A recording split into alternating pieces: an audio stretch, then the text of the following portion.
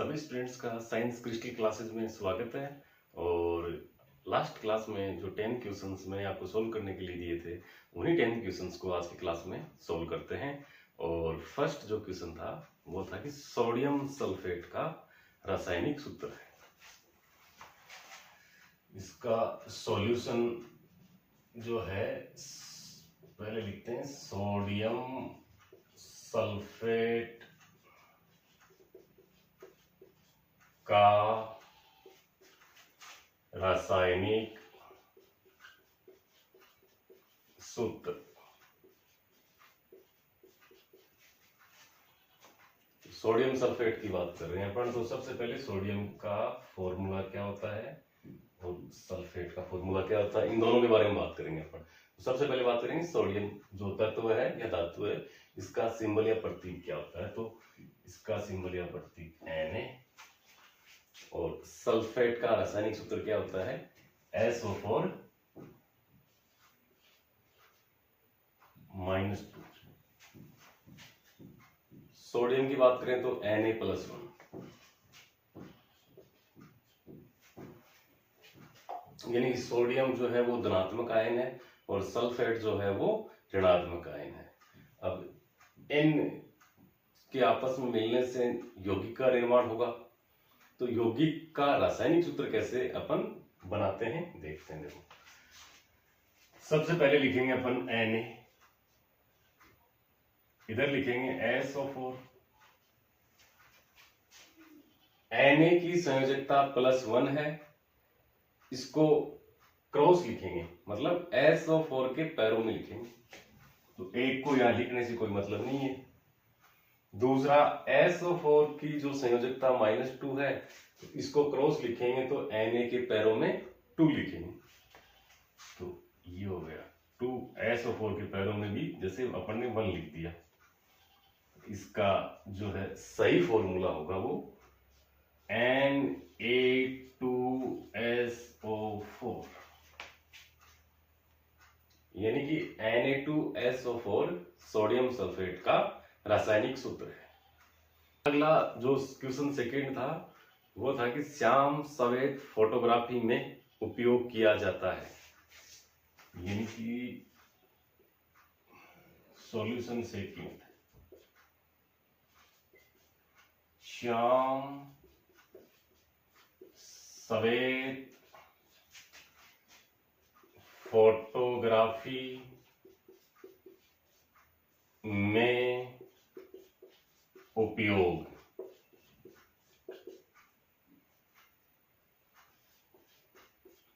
तो श्याम सफेद फोटोग्राफी में सिल्वर ब्रोमाइड का उपयोग किया जाता है।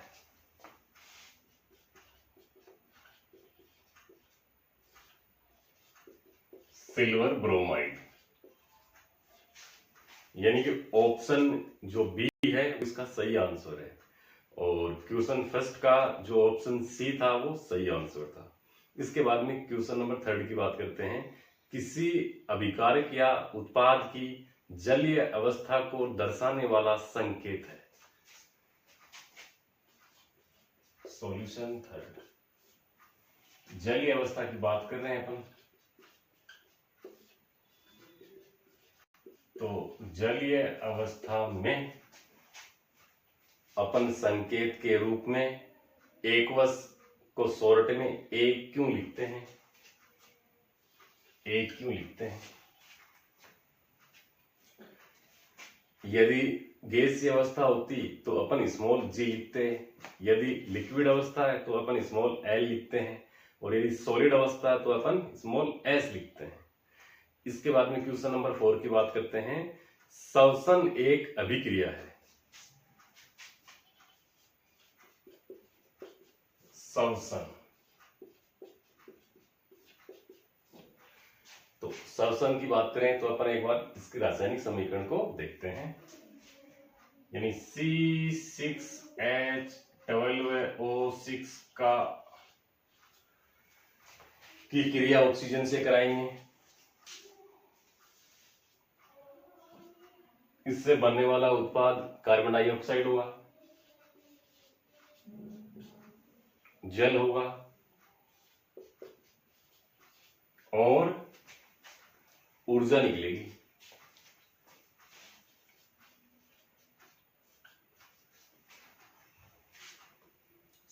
यानी कि यहां C6H12O6 ग्लूकोज है और इस ग्लूकोज का ऑक्सीकरण हुआ है।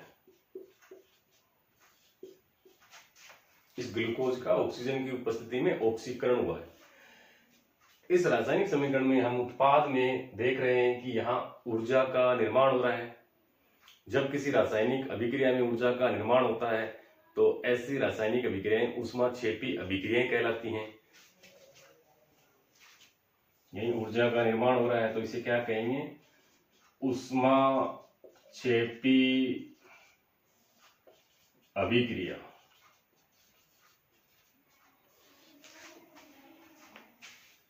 तो इसका जो सही आंसर है वो बी ऑप्शन और ऊष्माक्षेपी अभिक्रिया। इसके बाद में क्वेश्चन नंबर 5 की बात करते हैं। जिंक, लेड तथा कॉपर की क्रियाशीलता का क्रम है। सॉल्यूशन 5 कौन कौन से एलिमेंट दे रखे हैं अपने को? जिंक, लेड और कॉपर की क्रियाशीलता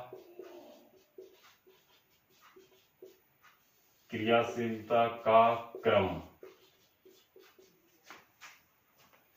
इसके लिए अपने को सक्रियता श्रेणी की आवश्यकता होगी। मैं यहां बना देता हूं सक्रियता श्रेणी। सक्रियता श्रेणी। पोटेशियम सबसे अधिक क्रियाशील तत्व है। Sodium, calcium, magnesium, aluminium, zinc, iron, lead, hydrogen, copper.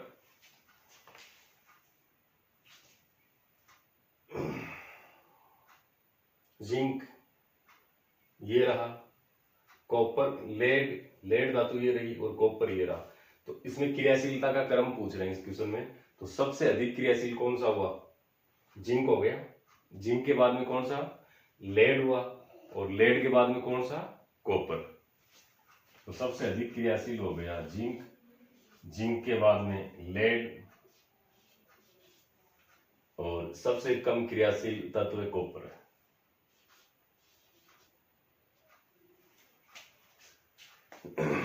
तो क्वेश्चन नंबर 5 का बी ऑप्शन सही आंसर है। इसके बाद में क्वेश्चन नंबर 6 की बात करते हैं। BaCl2 में उपस्थित आयन है।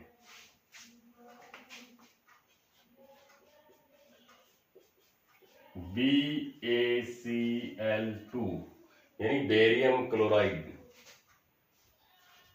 बेरियम क्लोराइड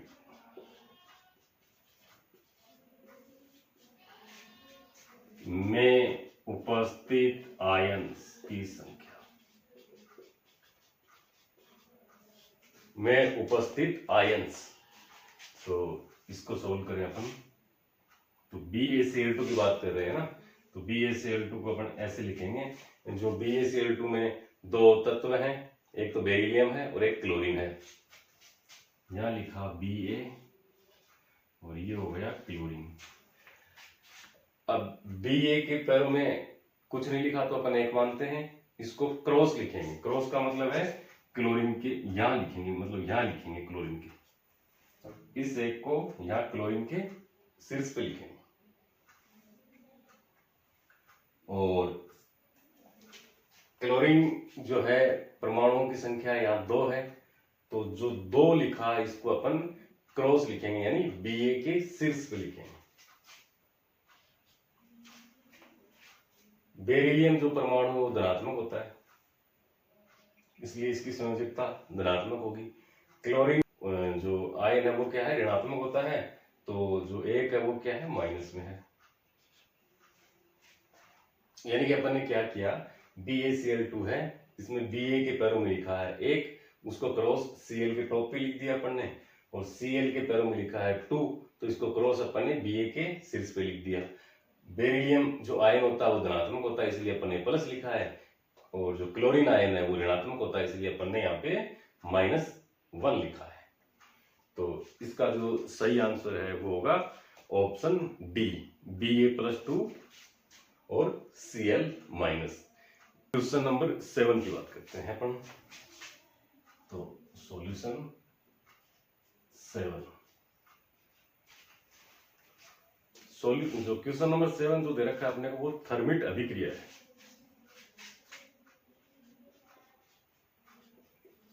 सेवन क्या है? थर्मिट अभिक्रिया है।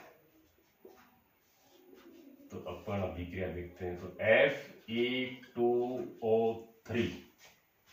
Fe2O3 की क्रिया कराएंगे एल्यूमिनियम से। क्रिया कराने पर उत्पाद के रूप में Al2O3 प्राप्त होगा और Fe2 परमाणु की संख्या, आयरन की परमाणु संख्या यहाँ पे कितनी है? 2 है, तो यहाँ गुणांक के रूप में हम 2 लिखेंगे। एल्यूमिनियम परमाणु की संख्या 2 है, अभिकारक में एल्यूमिनियम से पहले गुणांक के रूप में 2 लिखेंगे।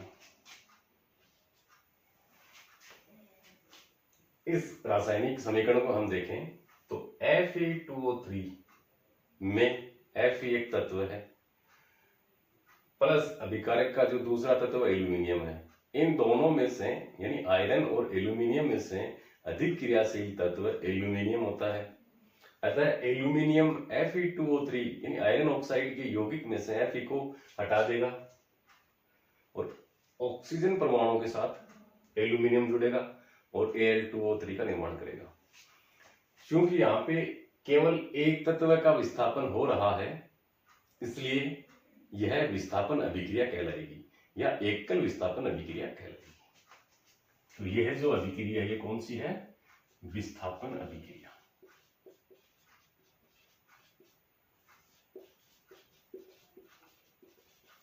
विस्थापन अभिक्रिया। तो क्वेश्चन नंबर 7 का सही आंसर सी ऑप्शन विस्थापन अभिक्रिया है।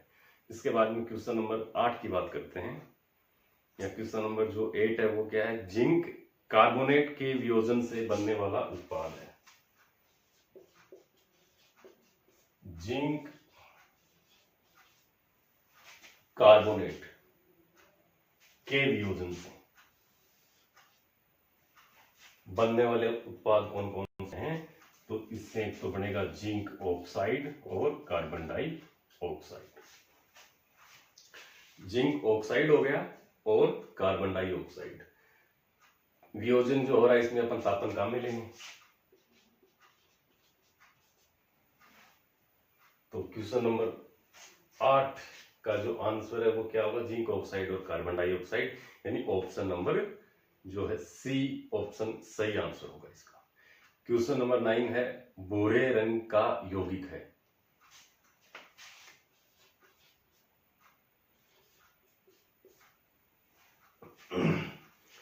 क्वेश्चन नंबर जो 9 है वो क्या है? भूरे रंग का यौगिक है। भूरे रंग का यौगिक कौन सा है? Fe2O3। Fe2O3 यानी आयरन ऑक्साइड। तो क्वेश्चन नंबर 9 का सी ऑप्शन सही आंसर है Fe2O3। इसके बाद में क्वेश्चन नंबर 10 की बात करते हैं।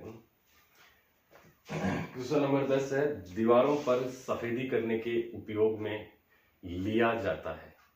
तो इसका जो आंसर होगा, दीवारों पर सफेदी करने में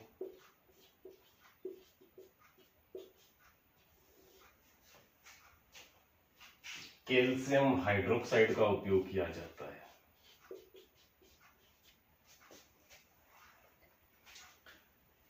यानी कि कैल्शियम ऑक्साइड की क्रिया जल से कराते हैं तो कैल्शियम हाइड्रोक्साइड का फॉर्मेशन होगा। इसे बुझा हुआ चूना कहते हैं। बुझा हुआ चूना,